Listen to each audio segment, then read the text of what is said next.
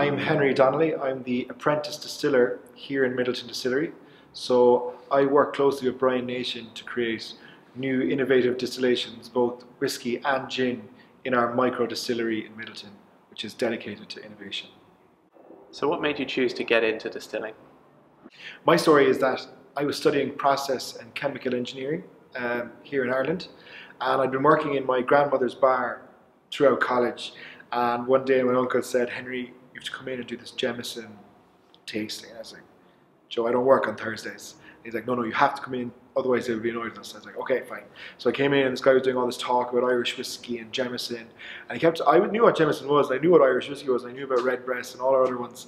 And then he mentioned that if you ever go to New Zealand, which is far away from Cork, and if you go all the other way to Hawaii in the States, if you see Jameson or an Irish whiskey, it's likely it's come from, or if you see one of our Irish whiskey brands, it's come from Middleton Distillery, it's come from Cork. So I looked at him, I was like, how do I get involved? He said, well, what do you mean? I was like, well, how do I become a brand ambassador like yourself? And he said, what are you studying? I said, chemical engineering. He said, we have a graduate program. We have a graduate distiller program where we take on people with that background and teach them whiskey skills. Because in Ireland there wasn't a brewing and distilling course at the time, so they would take other backgrounds and mold them into something else. So for me, I knew all about pipes, vessels, pumps, heat exchange, all that sort of thing, and I did modules on distillation, but I didn't know about using it for whiskey. So I went and did an interview with Brian, who later became my boss. I did an interview with the technical director of whiskey and the general manager, and they asked me questions about why I wanted to get involved. I just thought it was so interesting, something so Irish and so distinctly Irish was made not only in my hometown, but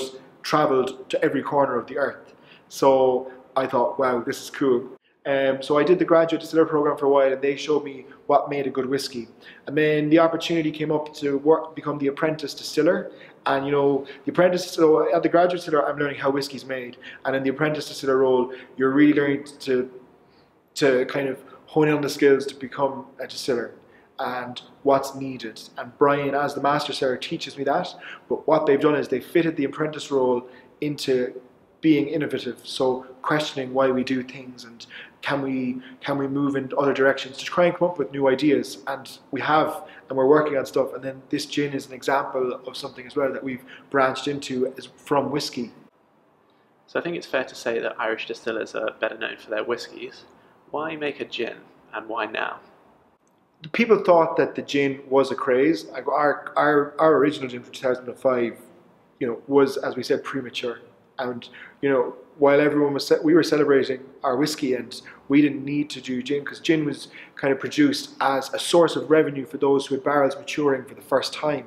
They had no source of income. So in Ireland in particular, although it was popular in the UK already, Ireland's gin was starting because our whiskey was doing well. So people were using the gin as a source of revenue to pay for their whiskey distillation.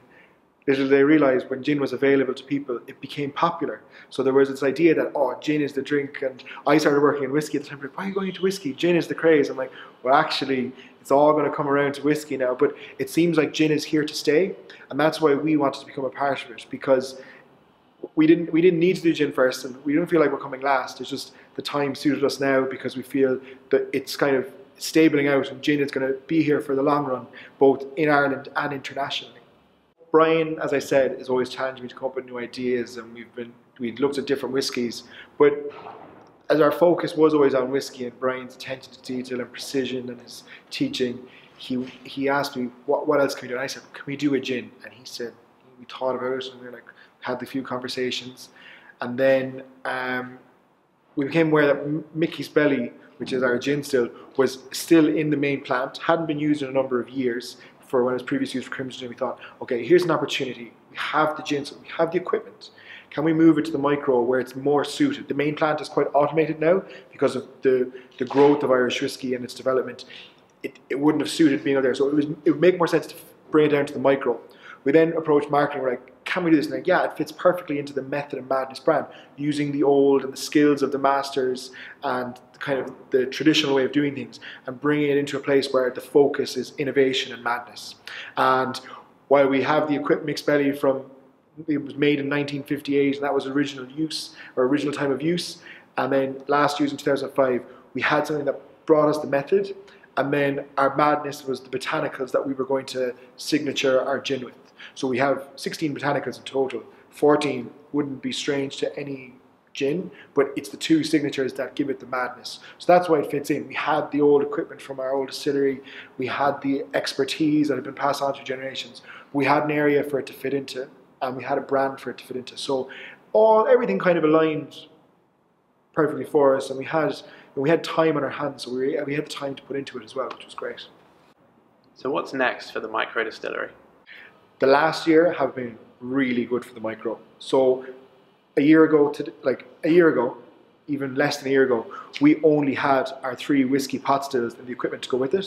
There's nothing else. In the last year, we've got an office designed for 4 people. So that, like, for me, just shows commitment from the company that they want this place to work. We've moved Mickey's Belly down, we've set it up for gin. The idea is that this is not just your whiskey distillery anymore, it's becoming an innovation hub. So things are, this place, it's not just about making whiskey, it's now whiskey and spirits, and potentially we still have space for other stuff to go in there. So the possibilities for the micro are actually growing, not becoming more limited, which is kind of unique for something, but it's great fun, a great fun place to work. So the future for the micro is to keep challenging the traditional way of making Irish whiskey, to make gins, maybe, who knows, maybe a new spirit, but it's just to be a place of innovation and education. So while the innovation is exciting and fun, it's all manual, which is a great opportunity for us to educate people too, both on public tours and for our own internal training to create distillers for the future. So it always has kind of a legacy for it in both those aspects, which is great. Okay, and finally, can you just tell us a bit about this new gin? We've created a gin that's, quite complex in its citrus notes, but still familiar to those who drink gin. So it does have that dominant juniper flavor, but it's got this really nice lemon balm and shredded ginger nose, and then it's got this nice pine, spicy pine taste and flavor that's quite long lasting. We've created a gin that both respects the past and looks to the future to be an innovative gin. We've used 2 signature botanicals to stand out from our other 14 botanicals. We've used black lemon, which gives an intense citrus and bitter flavor, but we also have used Irish Gorse to be unique to Ireland, to really show the provenance of what botanicals are capable in Ireland, which we're really enjoying.